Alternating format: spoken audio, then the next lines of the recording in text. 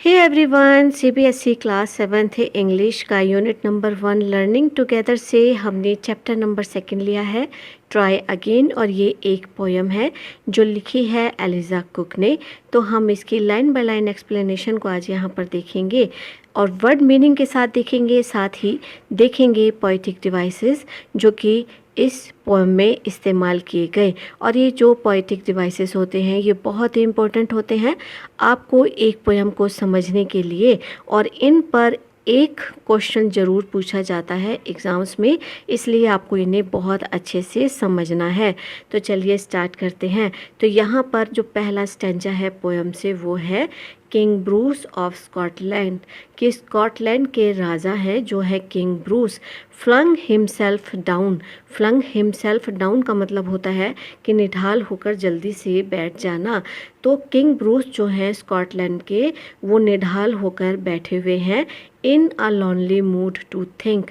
Lonely mood का मतलब होता है स्टूडेंट्स की अकेला और उदास महसूस करना। तो वो अपने आप को बहुत ज़्यादा उदास महसूस कर रहे हैं, अकेला महसूस कर रहे हैं। टिस ट्रू, टिस यहाँ पर जो वर्ड है इसका मतलब होता है इट इज़। तो इट इज़ ट्रू कि ये सच है। ही वॉज मोनार्क, मोनार्क का मतलब होता है राजा, कि वो एक राजा थे।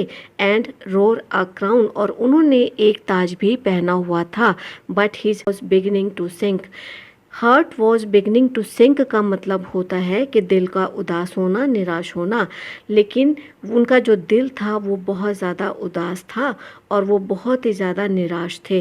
तो यहाँ पर इस लाइन से आपको क्या समझ में आया कि स्कॉटलैंड के राजा ब्रूस निढाल होकर बैठे हैं, अपने आप को अकेला महसूस कर रहे हैं। बेशक वो एक राजा हैं, उन्होंने ताज पहना है, लेकिन फिर भी उनका दिल उदासी से भरा हुआ है। तो इस लाइन से हम क्या समझे कि बेशक कोई एक शक्तिशाली व्यक्ति ही क्यों ना हो, बेशक वो एक राजा ही क्यों ना हो, वो भी अपने आप को अकेला महसूस कर सकता है, वो भी उदास हो सकता है और वो भी किसी न किसी कारण से चिंतित हो सकता है। तो चलिए देख लेते हैं पोएटिक डिवाइसेस को जो यहाँ पर इन लाइंस में इस्तेमाल हुए, और इन्हें आपको बड़े ध्यान से समझना है, क्योंकि जब आप इन्हें समझेंगे तभी इस पर बेस्ड क्वेश्चन आंसर अगर आपसे पूछे जाएंगे तो आप उनको करके जाएंगे। तो इस लाइन में सबसे पहले जो पोएटिक डिवाइस यूज़ हुआ वो हुआ इमेजरी। इमेजरी का मतलब होता है कि कल्पना। तो यहाँ पर इन लाइंस को जैसे हम पढ़ते हैं तो पढ़कर हमें समझ में आ जाता है कि एक राजा है जो उदास होकर बैठे हैं, बड़े ही निराशा की हालत में वो बैठे हुए हैं।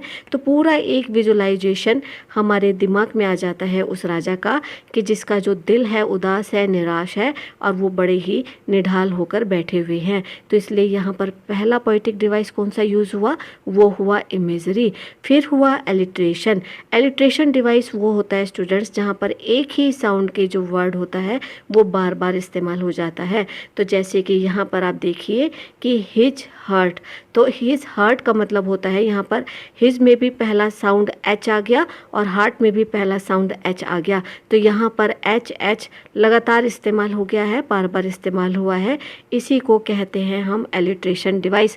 कोई भी साउंड अगर बार बार आ जाता है किसी लाइन में तो वहाँ पर एलिट्रेशन डिवाइस लग जाता है। में एच का साउंड रिपीट हो रहा है बार बार, तो इसी वजह से यहाँ पर एलिट्रेशन डिवाइस लगा। फिर है कंट्रास्ट। कंट्रास्ट का मतलब होता है कि विपरीत स्थिति। एक तरफ तो हम देखते हैं कि राजा है वो स्कॉटलैंड के, तो जाहिर है कि बहुत ज़्यादा शक्तिशाली होने चाहिए, उनके पास दुनिया की सारी सुख सुविधाएं हैं, राजमुकुट उन्होंने पहना है। लेकिन दूसरी तरफ वो बहुत ही ज़्यादा हताश हैं, निराश हैं, अपने आप को अकेला महसूस कर रहे हैं, उदास महसूस कर रहे हैं। तो एक तरफ तो राजा एक शक्तिशाली व्यक्ति और दूसरी तरफ एक अकेला उदास व्यक्ति जिसका दिल उदास है, जो निराश है, जिसको शायद कुछ भी अच्छा नहीं लग रहा।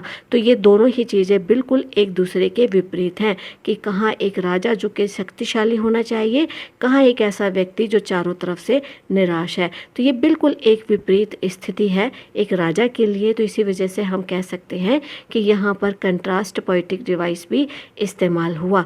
तो स्टूडेंट बहुत मुझे अच्छे तरीके से उम्मीद है कि आप इस फर्स्ट स्टैंजे को तो बहुत अच्छे से समझ चुके होंगे, इसके वर्ड मीनिंग को भी समझ चुके होंगे और इसमें इस्तेमाल होने वाले पोएटिक डिवाइसेस को भी आप समझ चुके होंगे। इसके साथ साथ यहाँ पर एक पोएटिक डिवाइस और यूज़ हुआ है स्टूडेंट्स की इसकी राइम स्कीम।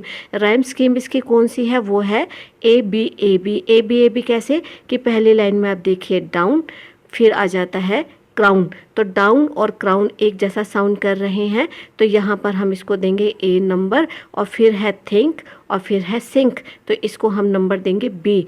तो इसी वजह से यहाँ पर कौन सा साउंड राइम स्कीम कौन सी हमें नज़र आ रही है, ए बी ए बी। तो इसी वजह से यहाँ पर राइम स्कीम कौन सी इस्तेमाल हुई, वो हुई ए बी। तो चलिए देख लेते हैं इसके नेक्स्ट स्टैंजा को। तो नेक्स्ट स्टैंजा क्या है, For he had been trying to do a great deed।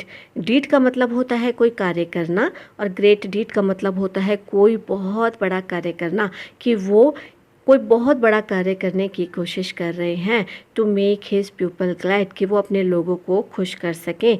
Glad का मतलब होता है कि अपने लोगों को खुश करना, खुशी देना। He had tried and tried, वो बार बार कोशिश करे जा रहे हैं, but couldn't succeed. Couldn't succeed का मतलब होता है कि सफल ना हो पाना।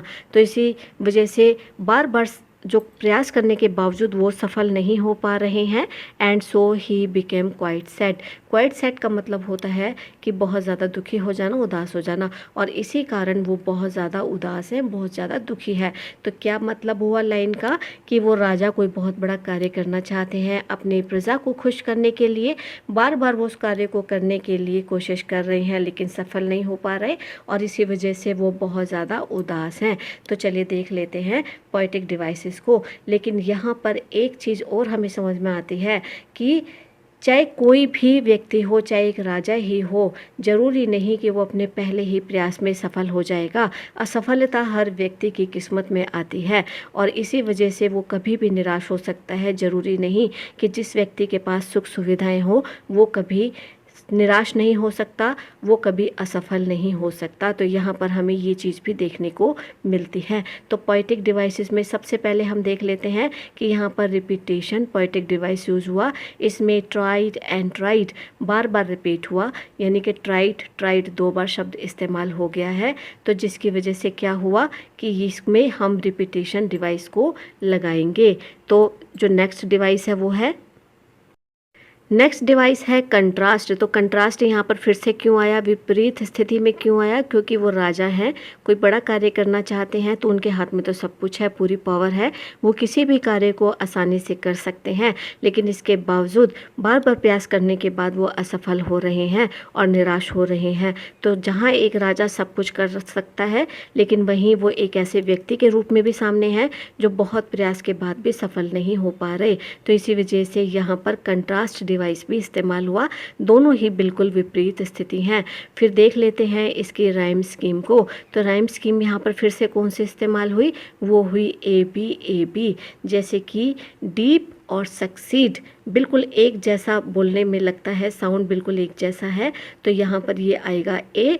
और ग्लैड और सैड दोनों ही एक जैसा साउंड जो है हमें सुना रहे हैं। ग्लैड और सैड देखने में बिल्कुल, सुनने में बिल्कुल एक जैसे लगते हैं, तो इसको हम नंबर देंगे बी। और यहाँ पर कौन सी राइम स्कीम हुई, ए बी। तो क्योंकि स्टूडेंट्स हम इस पोएम के वर्ड मीनिंग भी कर रहे हैं, साथ कवर कर रहे हैं पोएटिक डिवाइसेस को, और ये पोएम आपकी बहुत लंबी है, तो इसी वजह से हमारी वीडियो भी बहुत लंबी हो जाएगी। तो हम 2-2 स्टैंजा करके वीडियो को कवर करेंगे। बाकी के नेक्स्ट 2 स्टैंजा देखने के लिए आप चैनल पर बने रहिए, आपको उसका नोटिफिकेशन मिल जाएगा। अगर आपको ये 2 स्टैंजा बहुत अच्छे से क्लियर हो गए, समझ आ गए, तो वीडियो को लाइक कीजिए, कमेंट कीजिए, सब्सक्राइब कीजिए और नोटिफिकेशन बेल को प्रेस कीजिए, ताकि आने वाला हर वैल्यूबल वीडियो आप तक पहुंचे। मिलते हैं हम आपसे अपने नेक्स्ट वीडियो में। Till then keep watching, stay connected. Thank you.